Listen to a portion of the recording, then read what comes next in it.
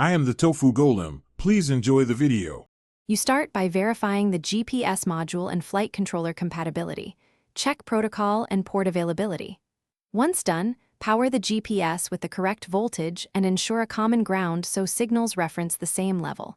Make the serial wiring next. Cross TX to RX and RX to TX and secure connectors. If the module lists pull-ups or level shifting, install them now. Finally, mount the GPS away from noisy electronics to reduce interference before moving to configuration. Next, you configure the flight controller. Open the configurator and assign the correct UART port to GPS, choosing the proper baud rate that the module supports. Make sure the protocol selection matches the GPS firmware.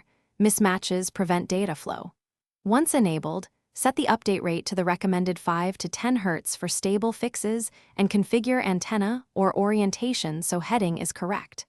After saving, reboot the controller and watch for valid satellites or a GPS status indicator to confirm communication. Finally, confirm the system is fully operational by checking for a satellite lock and a 3D fix in your configurator or on-screen display. Without a fix, navigation features won't work. Test position, hold, and return to home to ensure the flight controller uses GPS coordinates reliably, and record a short flight log to review GPS data.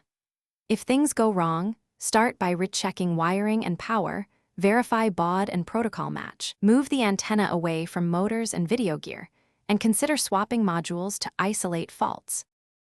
Thanks for watching. Consider subscribing if we helped you today.